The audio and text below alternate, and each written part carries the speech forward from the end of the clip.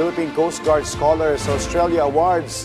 Ating kikilalanin kasama si Captain Angela Tobias or Tobias, Chief of District Staff ng Coast Guard District Southwestern Mindanao. Captain Tobias, magandang tanghali po at welcome po sa Bagong Pilipinas Ngayon. Buenas tardes po from Zamboanga City, Sir Joshua and Yusik Marge. Magandang hapon po sa lahat ng programang laging handa. Ma'am, kabilang po kayo sa mga binigyang pagkilala kasunod ng pagtatapos ninyo sa isang academic program sa ilalim ng Australia Awards. Ano po ang detalye dito at para po sa kaalaman ng ating mga kababayan na nakatutok sa atin ngayon, ano po ba itong Australia Awards? Ang Australia Awards program po ay isang prestigious international scholarship program ng pamahalaan ng Australia na naglalayong palakasin ang kaalaman, leadership at partnership ng mga bansa sa Asia-Pacific, kabilang po ang Pilipinas.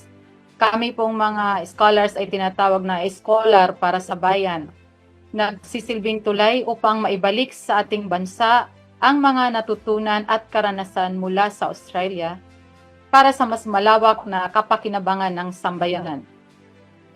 Ma'am, ano po ba ang kahalagahan po ng programang ito sa pagitan po ng Pilipinas at Australia, lalo na po sa mga naglilingkod po sa bayan? Napakahalaga po ng Australia Awards Scholarship dahil ito ay tulay para mas mapatibay ang ugnayan sa pagitan ng Pilipinas at Australia.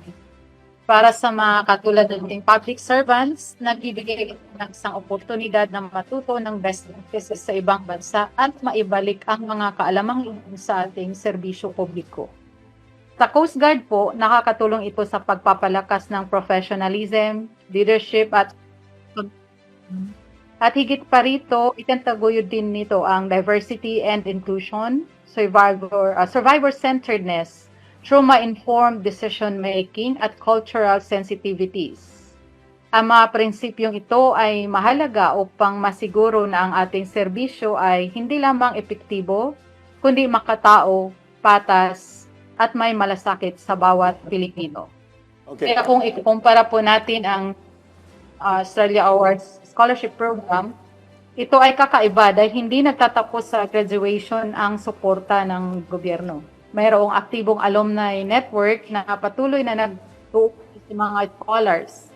Nagbibigay ng oportunidad para sa collaboration at tumutulong sa pagpapatuloy ng mga proyekto sa kanya-kanyang bansa. Yun lang po.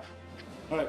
Captain Tobias, para po sa mga interesado, ano po ba yung pinakamahalagang requirement na kinakailangan maipasa para po maging isang Australia Award Scholar?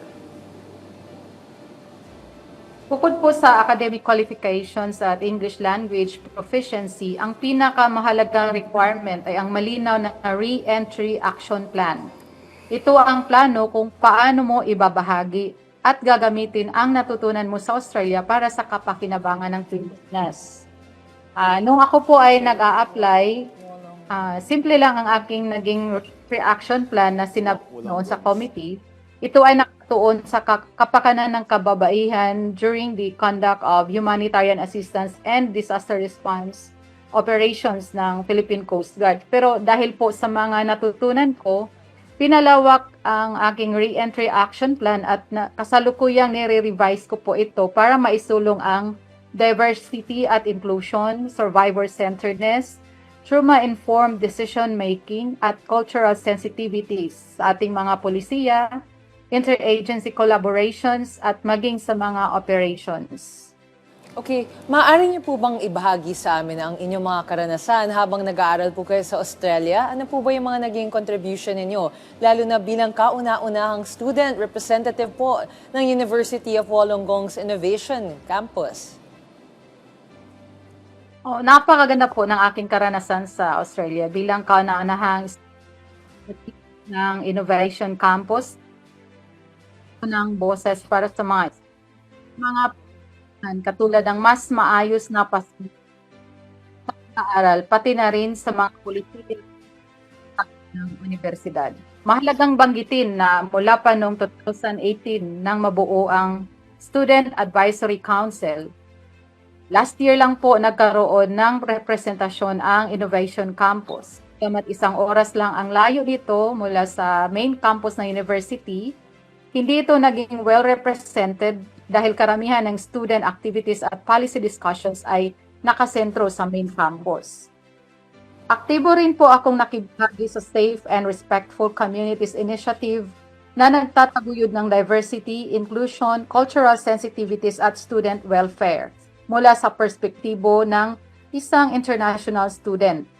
Isinusulong ko rin noon ang pagkakaroon ng one-stop shop online portal, isang konsepto para sa Australia Awards Scholars at sa mga international students, isang digital platform na kasalukuyang kinukonsidera ng university para sa funding requirement. Layunin nito na magbigay ng malinaw na guidance at mas madaling assistance para sa mga bagong saltang estudyante mula sa iba't ibang panig ng mundo. Bukod dito, nakibahagi rin po ako sa mga programa ng Women and Leadership Australia na nagbigay sa akin ng mas malalim na pag-unawa sa gender equity at leadership development. At higit sa lahat, nakatanggap ako ng mahalagang spiritual support mula sa Lighthouse Christian sa Wollongong na nagsilbing gabay at lakas aking na paglalakbay habang malayo sa pamilya at bayan. Hindi ko rin po makakalimutan ang tulong ng aking mga kamag-anak at mga kaibigang Pilipino na naging parang pamilya ko sa Australia. Sila ang naging sandigan ko para sa oras ng mga pangungulila at sila rin ang nagbigay ng suporta at inspirasyon upang magpatuloy sa aking pag-aaral at mga responsibilidad. So, sa lahat po ng karanasang ito mula sa leadership roles, policy engagement, professional development, spiritual guidance hanggang sa suporta ng pamilya at komunidad ng mga Pilipino, ito ay nagpatibay sa aking kakayahan sa leadership at pakikipag-ugnayan sa iba't ibang kultura. Ito ang nagpapatunay na ang pagiging scholar para sa bayan ay isang holistic journey na nakaugat sa kaalaman, malasakit at pakikipagkapwa. Okay. Captain Tobias, ngayon po nakabalik na kayo dito sa ating bansa. Paano nyo naman po ibinabahagi sa mga kapwa po ninyo Coast Guard, gayon din sa ating mga kababayan, yung mga natutunan nyo sa programa? Ngayon pong nakabalik na ako sa Pilipinas at kasalukuyang nakadestino sa Coast Guard District South, Western Mindanao. At sa tulong ng aming butihing District Commander na si Commodore Richard V. Marfe, dahan-dahan ko pong naipapatupad ang mga natutunan ko sa Australia. Kabilang dito ang paggamit ng template-driven systems na nagsisilbing institutional tools upang ma-standardize ang outputs, mabawasan ang errors at makakatipid ng oras. Sa tamang dokumentasyon, mas malinaw na pagre-report ng issues at mas maayos na pagbibigay ng rekomendasyon, mahalaga ito sa survivor-centered operations dahil bawat detalye ay may implikasyon sa dignidad at kaligtasan ng mga apektado. Ipinapatupad ko rin po ang structured at strategic communication culture kung saan ang bawat directive at memorandum ay harmonized at naka-align sa organizational goals. Sa ganitong paraan, napapalakas ang Operations Office bilang strategic hub, hindi lamang bilang mensahero kundi sentro ng analysis at guidance. Sa larangan ng disiplina, nilagay ko po ang preventive discipline framework mula sa punitive approach tungo sa makatarungan at inclusive na proseso na nagbibigay diin sa respeto at internal resolution bago pa man umabot sa escalation. Ito ay mahalaga sa survivor-centeredness dahil pinapakita nito na ang organisasyon ay nakatuon sa protection at dignidad ng bawat miyembro. Kasama rin dito ang professional handling of internal conflicts kung saan ang mediation ay nakabatay sa neutrality at chain of command na nagpapalakas ng credibility at tiwala sa pamumuno. Sa mga programa na isulong ko po ang inclusivity at fairness upang mabigyan ng pantay na boses ang lahat ng kasapi ng Philippine Coast Guard at mapalakas ang pagkakaisa sa ilalim ng motto ng aming district na iisang bangka tayo. At higit pa sa ordinaryong reporting, napagtanto ko po ang pag-institutionalize ng lessons learned documentation upang ang bawat karanasan, lalo na sa humanitarian assistance at disaster response, ay maging knowledge asset na magagamit sa mga susunod na operasyon. Sa pamamagitan ng lahat ng ito, unti-unti kong naihanda at naipapatupad ang aking Re-entry Action Plan na nakatuon sa gender-responsive at survivor-centered humanitarian assistance at disaster response bilang framework sa Coast Guard District Southwestern Mindanao operations. Okay, Captain, mensahe niyo na lang po sa ating mga kababayan. Para po sa mga kababayang interesado maging scholar para sa bayan, ito ay napakagandang oportunidad para sa mga Pilipino na nais magbigay ng mas malaking ambag sa bayan.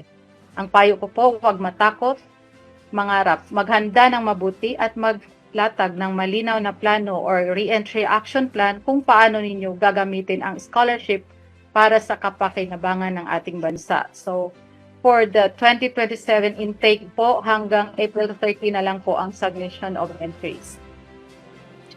Maraming salamat po.